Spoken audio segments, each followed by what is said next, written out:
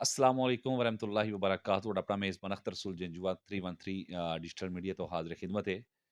ਤੇ ਮੇਰੇ ਕੋਲ ਦੋ ਸੱਜੇ ਤੇ ਖੱਬੇ ਬਜ਼ੁਰਗ ਬੈਠੇ ਨੇ। ਤੇ ਇਹ ਬਜ਼ੁਰਗ ਹੁਣ ਪਿੰਡ ਦੇ ਵਿੱਚ ਪਿੰਡ ਦੀ ਰਹਿਤਲ ਸਹਿਤਲ ਬਹਿਤਲੇ ਚ ਆ ਕੇ ਤੇ ਹੁਣ ਕੰਮ ਕਰਦੇ ਪਏ ਨੇ। ਤੇ ਪੁੱਛਦੇ ਆ ਕਿ ਜਵਾਨੀ ਚ ਕੀ ਹੋਇਆ ਤੇ ਹੁਣ ਤੁਸੀਂ ਕੰਮ ਕਰਦੇ ਪਏ ਹੋ, ਕਿਉਂ ਜੀ? ਮਸਲਾ ਕੀ ਜੇ? ਉਧਰ ਪੁੱਛੀਏ। ਤੁਹਾਨੂੰ ਡਰ ਲੱਗਦਾ ਨਹੀਂ, ਹੈ ਕਿ ਫਲਾਹ ਆਮਾ ਦੇ ਕੰਮ ਤੁਸੀਂ ਜਵਾਨੀ ਚ ਕਿਉਂ ਨਹੀਂ ਕੀਤੇ ਤੇ ਹੁਣ ਤੁਸੀਂ ਬੁਢਾਪੇ ਚ ਕਰਦੇ ਹੋ? ਉਮਰ ਕਿੰਨੀ ਹੋ ਗਈ ਜੀ ਵੈਸੇ? ਉਮਰ 80 ਸਾਲ। 80 ਸਾਲ। ਤੇ ਹੁਣ ਜਵਾਨੀ ਯਾਦ ਆਈ ਹੈ। ਜੀ। ਉਹ ਜਨਾਬ ਅਖਤਰ ਸਾਹਿਬ ਅਰਜ਼ ਇਹ ਵੇ ਕਿ ਅਸੀਂ ਉਹ ਜਿਹੜਾ ਟਾਈਮ ਸੀ ਉਹ ਸਿੱਖਣ ਦਾ ਸੀ। ਅੱਛਾ। ਅਸੀਂ ਤਮਾਮ ਉਸਤਾਦਾਂ ਕੋਲੋਂ, ਵੱਡਿਆਂ ਕੋਲੋਂ, ਮਸਜਿਦ ਚੋਂ, ਮਦਰਸੇ ਚੋਂ, ਹੋਰ ਬਜ਼ੁਰਗਾਂ ਦੀਆਂ ਜਿਹੜੀਆਂ ਮਹਿਫਲਾਂ ਹੁੰਦੀਆਂ ਸੀ, ਅਸੀਂ ਸਿੱਖਦੇ ਸੀ। ਮੈਂ ਜਿਹੜੀ ਚੀਜ਼ ਹਾਸਿਲ ਕੀਤੀ ਜਦੋਂ ਮੈਨੂੰ ਥੋੜ੍ਹਾ ਜਿਹਾ ਸ਼ਊਰ ਆਇਆ ਕਿ ਖਿਦਮਤ ਖਲਕ ਜਿਹੜੀ ਹੈ ਨਾ, ਉਹ ਲਾਜ਼ਮੀ ਬੰਦੇ ਨੂੰ ਕਰਨੀ ਚਾਹੀਦੀ ਹੈ। ਔਰ ਮੈਂ ਉਸ ਵੇਲੇ ਤੋਂ ਹੀ ਆ ਜਿਹੜੇ ਬਜ਼ੁਰਗਾਂ ਨੂੰ ਮਜ਼ਾਕ ਕਰਨੇ, ਆਪਣੇ ਸਾਥੀਆਂ ਨੂੰ ਲਗਵ ਮਜ਼ਾਕ ਕਰਨੇ, ਇਹਨਾਂ ਤੋਂ ਮੈਂ ਅਵਾਇਡ ਕਰਦਾ ਸਾਂ।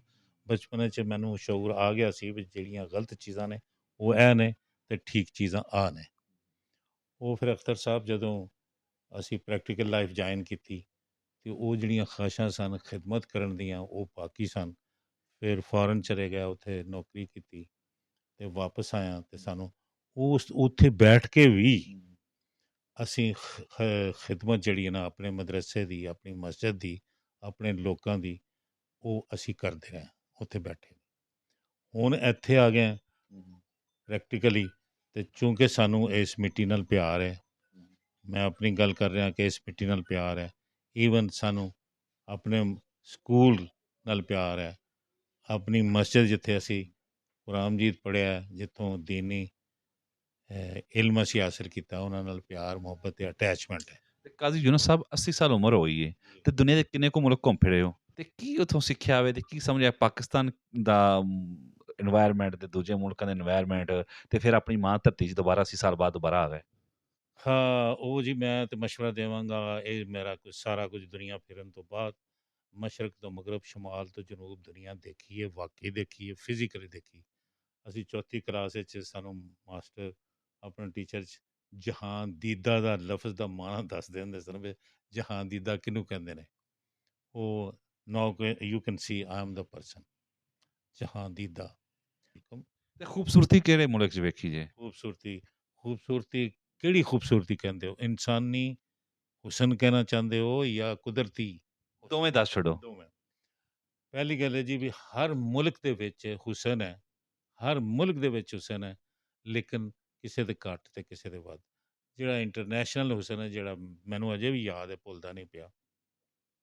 ਨੰਬਰ 1 ਈਰਾਨ, ਨੰਬਰ 2 ਯੂਨਾਨ, ਨੰਬਰ 3 ਆਪਣਾ ਸਪੇਨ। ਇਹ ਜਿਹੜਾ ਹੁਸਨ ਹੈ ਨਾ, ਮੈਨੂੰ ਨਹੀਂ ਭੁੱਲ ਤੇ ਇਨਸਾਨੀ ਹੁਸਨ। ਇਨਸਾਨੀ ਹੁਸਨ। ਹਾਂ, ਜਿਹੜਾ ਫਿਰ ਅੱਗੇ ਚਲੇ ਜਾਓ, ਜਿਹੜਾ ਕੁਦਰਤੀ ਹੁਸਨ ਹੈ, ਉਹ ਵੇਖਿਆ ਜਾਪਾਨ ਦੇ ਵਿੱਚ, ਸਵਿਟਜ਼ਰਲੈਂਡ ਦੇ ਵਿੱਚ ਦੇਖਿਆ, ਉਹ ਦੇਖਿਆ ਅਸੀਂ ਸਪੇਨ ਦੇ ਵਿੱਚ ਵੀ ਵਾਕਈ ਦੇਖਿਆ, ਇੰਗਲੈਂਡ ਦੇ ਵਿੱਚ ਵੀ ਅਸੀਂ ਦੇਖਿਆ। ਹਾਂਜੀ, ਬਾਕੀ ਸਿੰਗਾਪੁਰ ਦੇਖਿਆ, ਹਾਂਗਕਾਂਗ ਦੇਖਿਆ। ਬਸ ਉਹਨਾਂ ਨੇ ਆਪਣੇ ਮੁਲਕ ਬਣਾਏ ਨੇ, ਸਾਡੇ ਨਾਲੋਂ ਜ਼ਿਆਦਾ ਖੂਬਸੂਰਤ ਨੇ, ਸਾਡੇ ਨਾਲ ਐਡਵਾਂਸ ਨੇ। ਲੋ ਜੀ, ਮਾਂ ਸਦਕੇ ਤੇ ਪਿਓ ਵਾਰੀ। ਉਹਨਾਂ ਦੇ 80 ਸਾਲ ਉਮਰ ਹੈ, ਤੁਹਾਡੀ ਕਿੰਨੀ ਹੈ? ਅਸੀਂ ਵੀ ਜੀ ਦੋਨੋਂ ਕਲਾਸ ਫੈਲੋ ਹਾਂ ਤੇ ਮੇਰੀ ਵੀ 80 ਸਾਲ ਜੀ ਉਮਰ ਹੈ। 8 ਦੇ 8 160। ਜੀ 160 ਹੋ ਗਿਆ 160 ਦੇ ਬਾਬੇ ਕੋਲ ਸੱਜੇ ਖੱਬੇ ਦੋ ਬੈਠੇ ਨੇ। ਘਰ। ਲੇਕਿਨ ਮੈਂ ਇਹ ਤੇ ਬਾਹਰ ਜ਼ਿਆਦਾ ਘੁੰਮੇ ਨੇ, ਮੈਂ ਨਾ ਬਾਹਰ ਨਹੀਂ ਗਿਆ। ਮੈਂ ਇੱਥੇ ਰਿਹਾ ਤੇ ਮੈਂ ਤੇ ਇੱਕ ਜ਼ਿਮੀਂਦਾਰ ਜਿਹਾ ਬੰਦਾ, ਤੇ ਮੈਂ ਆਪਣੇ ਜ਼ਮੀਨਾਂ 'ਚ ਜਦੋਂ ਜਾਂਦਾ ਹੁੰਦਾ ਸਾਂ ਬਾਹਰ, ਵਡੇਰੇ ਬੈਠੇ ਹੁੰਦੇ ਨੇ ਕੋਲ, ਲੋਕ ਮੁਜ਼ਾਰੇ ਸਾਡੇ ਬੈਠੇ ਤੇ ਹੀਰ ਦੀ ਕਿਤਾਬ ਪੜ੍ਹਦੇ ਹੁੰਦੇ ਸਨ ਬੜਾ। ਉਹ ਦੁਪਹਿਰ ਨੂੰ ਬੜਾ ਇੰਜੋਏ ਕਰਦੇ ਸਨ ਦਰਖਤਾਂ ਥੱਲੇ, ਉਦੋਂ ਤੇ ਲਾਈਟ ਵੀ ਨਹੀਂ ਸੀ ਹੁੰਦੀ, ਤੇ ਉਹ ਲੋਕ ਬੜਾ ਇਸ ਚੀਜ਼ ਨੂੰ ਇੰਜੋਏ ਕਰਕੇ ਆਪਣਾ ਖੇਤੀਬਾੜੀ ਕਰਦੇ ਸਨ। ਤੇ ਇਸ ਤਰ੍ਹਾਂ ਉਹ ਵਕਤ ਵੇਖੇ। ਉਸ ਤੋਂ ਬਾਅਦ ਸਾਡੀ ਵਾਰੀ ਆਈ ਤੇ ਇਹ ਚੀਜ਼ਾਂ ਜਿਹੜੀਆਂ ਨੇ ਖ਼ਤਮ ਹੁੰਦੀਆਂ ਗਈਆਂ। ਲੋਕ ਇਸ ਤਰ੍ਹਾਂ ਇਕੱਠੇ ਹੁੱਕਾ ਵਿੱਚ ਰੱਖ ਕੇ ਬਹਿਣਾ ਛੋੜ ਦਿੱਤਾ ਲੋਕਾਂ ਨੇ, ਤੇ ਲੋਕ ਆਪਣੇ ਆਪਣੇ ਕੰਮਾਂ 'ਚ ਮਸਰੂਫ ਹੋ ਗਏ ਜ਼ਿਆਦਾ ਤੋਂ ਜ਼ਿਆਦਾ ਕਾਰੋਬਾਰ ਕਰਨ ਵਾਸਤੇ। ਲੇਕਿਨ ਪਹਿਲੇ ਦੌਰ 'ਚ ਇਹ ਚੀਜ਼ਾਂ ਨਹੀਂ ਸਨ।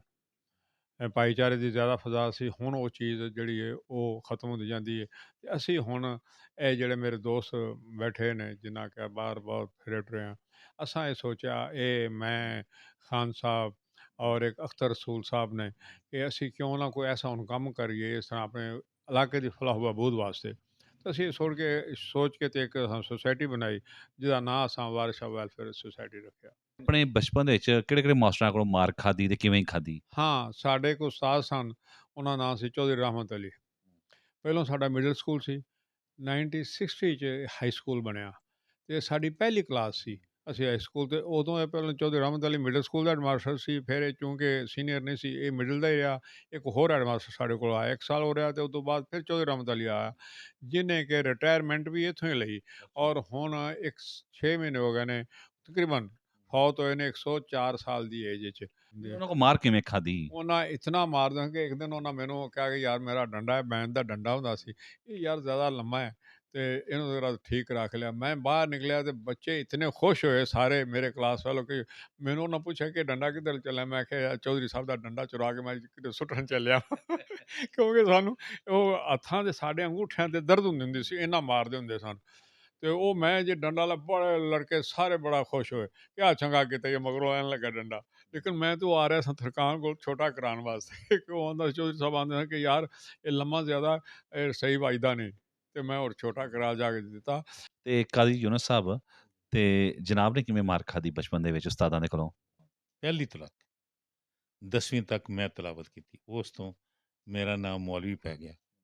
ਹਾਂਜੀ ਤੇ ਹੁਣ ਮੈਂ ਚੂੰਕਿ 55 ਸਾਲ ਬਾਅਦ ਆਇਆ ਵਾਂ ਪਾਕਿਸਤਾਨ ਦੇ ਵਿੱਚ, ਤੇ ਲਿਹਾਜ਼ਾ ਮੈਂ ਕਾਜ਼ੀ ਬਣ ਕੇ ਆਇਆ ਹਾਂ। ਇਹਨਾਂ ਕੋਈ ਲਫ਼ਜ਼ ਅਗਲੇ ਦਿਨ ਇਸਤੇਮਾਲ ਕੀਤਾ ਸੀ, ਪਤਾ ਨਹੀਂ ਕੀ ਸੀ, ਖੁਦ ਰੌ ਮੈਂ ਕਾਜ਼ੀ ਬਣ ਕੇ। ਤੇ ਉਹ ਮੌਲਵੀ ਜਿਹੜੇ ਪੁਰਾਣੇ ਲੋਕ ਨੇ ਉਹ ਅਜੇ ਵੀ ਮੈਂ ਮੌਲਵੀ ਮੈਨੂੰ ਕਹਿੰਦੇ ਨੇ। ਬਹਰਹਾਲ ਰਿਲੀਜੀਅਸ ਹੈ ਸਾਂ ਮੈਂ, ਹਾਂਜੀ, ਲੇਕਿਨ ਐਟ ਦਾ ਸੇਮ ਟਾਈਮ ਥੋੜ੍ਹੀਆਂ ਬੋਲੀਆਂ ਜਾਂ ਥੋੜ੍ਹੀਆਂ ਬਹੁਤੀਆਂ ਮੈਂ ਸ਼ਰਾਰਤਾਂ ਵੀ ਕਰਦਾ ਸਾਂ, ਲੇਕਿਨ ਗੈਰ ਇਖਲਾਕੀ ਨਹੀਂ। ਉਹਦੀ ਵਜ੍ਹਾ ਨਾਲ ਕਦੀ ਕਦੀ ਮਾਰ ਪੈਂਦੀ ਸੀ। ਪੜ੍ਹਾਈ ਦੀ ਵਜ੍ਹਾ ਨਾਲ ਸਾਨੂੰ ਬਹੁਤ ਘੱਟ ਮਾਰ ਪਈ। ਜੀ ਸਾਡੇ ਨਾਲ ਮੇਰੇ ਸੱਜੇ ਪਾਸੇ ਮੌਲਾ ਗੁਲਾਮ ਹੈਦਰ ਖੋਖਰ ਤੇ ਖੱਬੇ ਪਾਸੇ ਕਾਜ਼ੀ ਮੁਹੰਮਦ ਯੂਨਸ। ਆਹ ਗੱਲ ਜਦੋਂ ਅਸੀਂ ਕਰਦੇ ਹਾਂ ਨਾ ਆਪਣੇ ਜ਼ਬਾਨ ਦੇ ਵਿੱਚ ਤੇ ਚੰਗਾ ਲੱਗਦਾ ਵੇ। ਇਹ ਤੁਹਾਡੇ ਨਾਲ ਸਾਂਝ ਪਾਉਣ ਦਾ ਮਕਸਦ ਇਹ ਵੇ ਕਿ ਸਾਡੇ 313 ਡਿਜੀਟਲ ਜਿਹੜਾ ਸਾਡਾ YouTube ਚੈਨਲ ਹੈ, Facebook ਚੈਨਲ ਹੈ, ਇੱਥੇ ਤੇ ਆਓ ਤੇ ਆਪਣੀ ਵੀ ਗੱਲ ਸਾਡੇ ਨਾਲ ਸ਼ੇਅਰ ਕਰੋ। ਇਸ ਪ੍ਰੋਗਰਾਮ ਦੇ ਨਾਲ ਹੀ ਆਪਣਾ ਮੇਜ਼ਬਾਨ ਤੁਹਾਡਾ ਅਖਤਰ ਰਸੂਲ ਤੁਹਾਡੇ ਕੋਲ ਇਜਾਜ਼ਤ ਚਾਹੇਗਾ। ਅੱਲਾ ਨਿਗਹਿਬਾਨ, ਪਾਕਿਸਤਾਨ ਜ਼ਿੰਦਾਬਾਦ।